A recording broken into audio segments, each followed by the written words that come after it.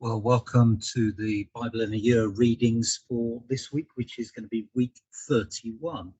And we find ourselves in 2 Chronicles, chapters 6 to 8, which are a real pinnacle of the Old Testament, the dedication of the temple by Solomon. I used to work with somebody who said if he could be there for any time during the Old Testament in the Bible, he would want to be there at the dedication of the temple. It was such a big thing. And please note as well the prayer that Solomon prays of dedication for the temple, an amazing prayer of praise and dedication. And in keeping with that, the Psalms that we're reading this week as well are Psalms of praise. You can imagine the whole community of Israel coming together and using these Psalms to praise God. We're doing a new thing, or reading a new book. We're looking at Ecclesiastes, or beginning to do that this week. Now, those of you that know me know that this is something that thrills my heart, because I love Ecclesiastes. Some people read it and think, what on earth is this doing in the Bible? If you're a part of my church, if you're part of the same church as me, then you will know that this is something we did just under 2 years ago. We were looking at the teacher who forever is saying life is meaningless, meaningless, meaningless. It's all meaningless. It's vanity, like chasing the wind, like trying to capture smoke. But the big clue to look out for is that he says life under the sun is meaningless. And I think the key to this book is to know that he is talking about life without God in the equation. It doesn't actually amount to a hill of beans. And when you look at the things that he looks at, his work achievements, his wealth, his women, his possessions, etc., etc., you realize that he's saying these things are nothing compared with a relationship with God. But read that, I think you'll enjoy it.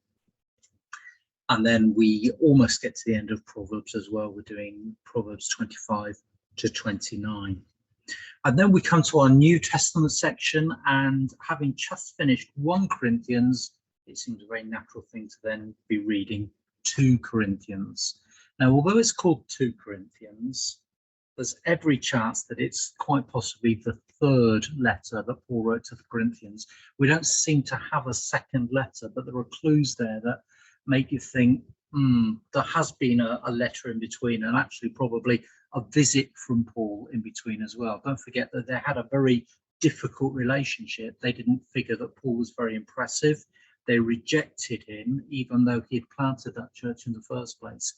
And there's some work that they need to do in order to become reunited and to have that kind of bond of peace again.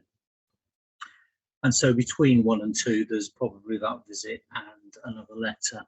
But in this letter that we still call 2 Corinthians, because we haven't got anything else, Paul points out that, look, the way of ministry isn't lots of impressive people who have astonishing gifts and they look impressive from the way they speak, perhaps the way that they look.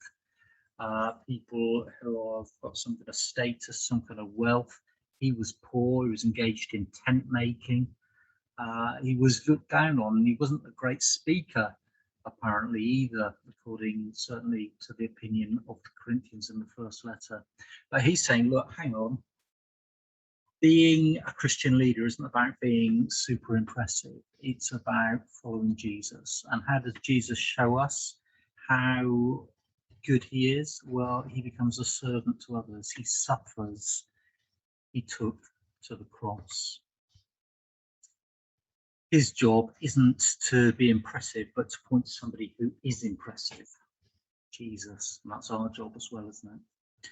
And then, so there's a tone of forgiveness and of reconciliation here, as he points out, but the new covenant is in play now. The old covenant is gone. The new covenant of the cross of Christ and the power of the Spirit has come about. And then he, in the last of those verses that we look at, as we look at verses 1 to 5 in 2 Corinthians, he talks about their present weakness and his present weakness compared with the resurrection life that they have to look forward to, where they experience more of that in all its fullness.